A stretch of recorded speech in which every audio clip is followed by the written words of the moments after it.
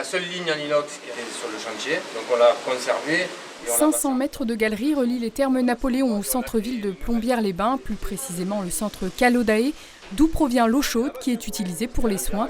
Et c'est ici, dans cette galerie, que se situent les importants travaux réalisés depuis plusieurs mois. Des travaux qui ont beaucoup fait parler. Les retards ont repoussé à 2 fois la date de réouverture des thermes, fixée pour l'heure au 5 septembre. C'est vrai que quand on passe devant, on se dit c'est fermé depuis longtemps, on ne comprend pas et on est en colère, je comprends parfaitement. Simplement, il y a des explications, il y a des raisons et que c'est un peu trop simple de venir dire Yaka Faucon. Il faut voir dans quel état était cet établissement quand il a été repris il y a 10 ans par le groupe AVEC, dans un état dramatique. Et il faut voir aussi combien pèsent les contraintes de la Covid et les contraintes de la conjoncture internationale avec l'augmentation des matières premières pour comprendre que même avec toute la bonne volonté du monde, nous ne pouvions pas aller plus vite. Les travaux devraient enfin aboutir à la fin du mois de juillet, date à laquelle l'Agence régionale de santé pourra venir tester la qualité de l'eau. Ces travaux vont permettre une remise aux normes en termes de sécurité sanitaire demandée par l'organisme. On avait un matériel assez vétuste en PVC dans lequel on avait quand même pas mal de problèmes bactériologiques et donc on avait, on va dire, par obligation de le changer. Là maintenant avec le nouveau réseau, normalement on repart sur des bases saines et qui sont normalement beaucoup plus durables, beaucoup plus faciles aussi normalement en entretien.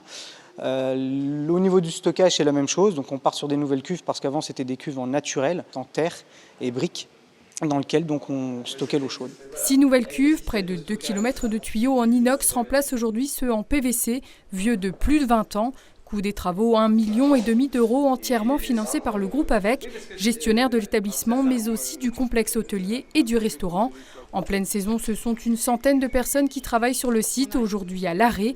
Le planning des réservations est bien rempli et devient un véritable casse-tête. Alors même si on était ouvert, on va dire que les restrictions ont un peu évolué, mais on va dire qu'elles sont sur des consignes sanitaires quand même encore assez strictes. Dans tous les cas, on ne pourra pas accueillir nos 400-450 curistes qu'on faisait les années précédentes.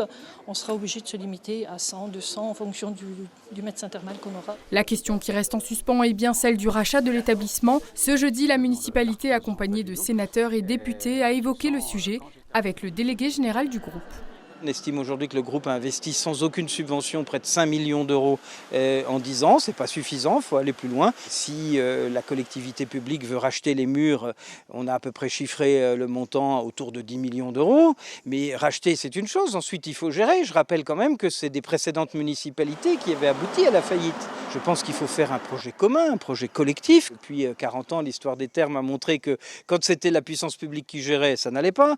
Et que quand c'est la puissance privée, il n'y a pas assez de mobilisation de moyens financiers pour faire du dynamisme. Du côté de la municipalité, Lydie Barbeau, maire de la cité thermale, jointe par téléphone, nous précisait que les discussions sont en cours sans que pour l'heure un compromis n'ait été trouvé. Mais des deux côtés, la volonté semble être la même, rendre à Plombières ses thermes et surtout ses curistes. Quant au centre de bien-être Calodae, son avenir est pour l'heure compromis.